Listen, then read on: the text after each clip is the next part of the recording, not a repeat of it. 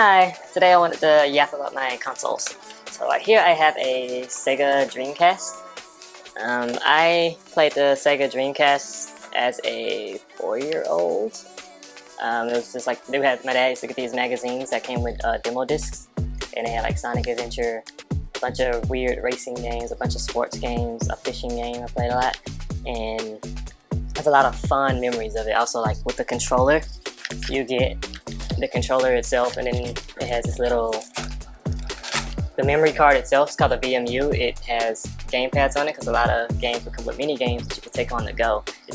This is really above its time, but obviously it's Sega's last console, so it didn't last very long. Next I have my Nintendo GameCube. I had a GameCube as a kid growing up, but I never actually had any games for it. I just had the console itself. Just never had games, just literally just the box. But this one has Swiss cards. It's like 40 bucks. You can get one of these things. You plug it in, and you have to get a specific game that relates to it. Like this one is the Legend of Zelda Wind Waker one, and you get that. You get a SD card taker, intake card, converter, whatever.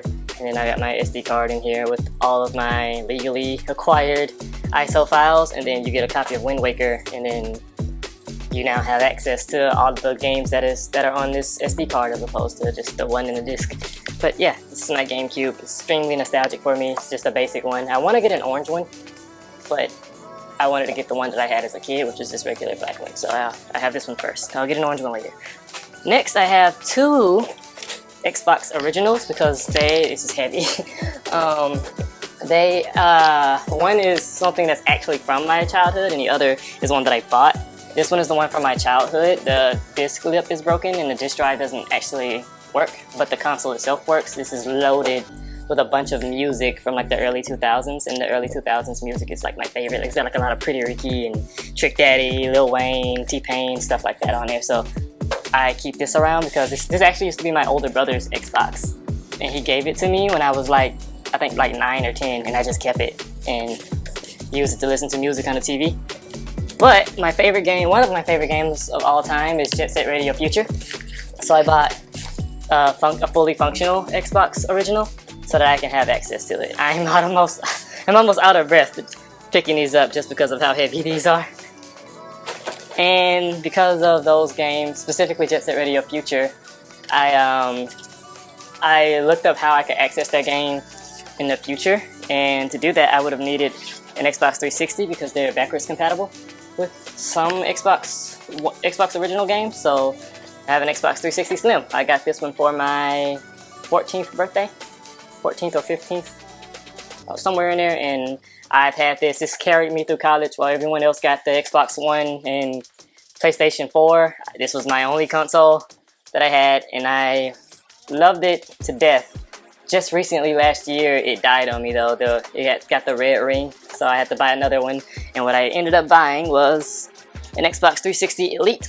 So this is for all my Xbox 360 games, because I have a lot of them. And I got it to also continue to play Jet Set Radio Future. But honestly, that game is better played on an original Xbox, because if you play it on this one, it'll introduce, or the Slim, any 360 model, it'll introduce a lot of slowdown in some of the areas, but on a original Xbox that doesn't have that problem. So it's an emulation issue has to be an emulation issue with the more modern Xboxes. Speaking of modern Xboxes, around 2020, I had a job and I was making real people money, and my younger sister wanted to get a PS4, so I started looking for a PS4, and I realized, hey, this is actually extremely affordable to me now.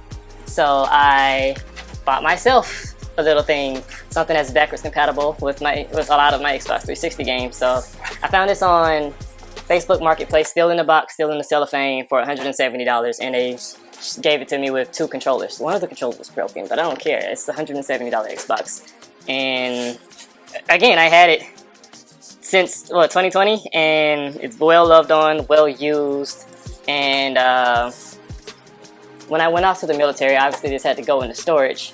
And when I got out of tech school, or graduated tech school rather, I tried to go back to my storage unit, but the way my things were packed, this was like towards the back of my storage unit, so I couldn't get to it. And I was like, well, I would really like to have an Xbox for you know, just sitting around and rating process.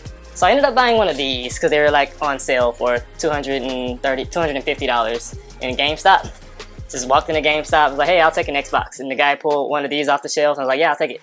And he was laughing at me as I was buying. I guess he thought he was getting over me. I knew what I was buying. It's $300 console, 512 gigabytes of internal storage, but it's $300. It's the price of a Switch. Well, it used to be. Microsoft raised the prices. But I love this. This is amazing. I have used this for everything. All of the new Resident Evils. Resident Evil Requiem is on here. I love that game. Mine's the spiders. I hate spiders. I had to get my friend to play the spider part. But all of the Resident Evil remakes, all of the everything, Resident Evil 4, like the originals, the remakes, like this is just a Resident Evil box for me.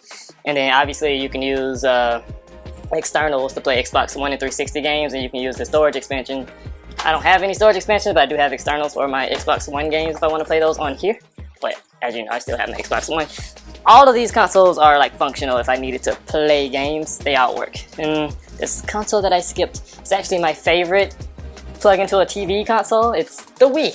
I have to get the stand. A lot of people don't get the stand. I don't understand why they leave that out. That wasn't a pun. I love the Wii. The Wii was my first real console, save for my GameCube. Because again, I didn't get any games with my GameCube. With my Wii, I had Wii. It came with Wii Sports, and I had that for like the first 6 months of me having a Wii. And then my dad, he was like, you know, you can ask for more games, right? You don't have to keep playing just that. I was like, what? I can get more games? So then anytime I would get like an allowance or something, I would go and spend like 20 bucks on a game at GameStop, or like a Sonic game or something. And I just have a lot of fun memories of this, minus the batteries dying in my Wiimote, and then having to raid the house for AA's, finding every TV remote that takes AA's and just stealing the batteries. This flash drive is just a regular flash drive. This Wii is modded, so it has like a lot of homebrew shenanigans on it. There's no actual Wii games on, like, downloaded to the Wii. It's just a bunch of GBA and N64 games. But I do have a massive collection of Wii games that I just own, so I didn't need to do that. I also have a bunch of GameCube games, but you know, that's neither here nor there. But that's my console collection. I mean, I guess you could count this. I had the full Switch, but I used this more, so I got rid of the other Switch because this is the Switch that I use the most. But yeah, that's it. That's all my consoles.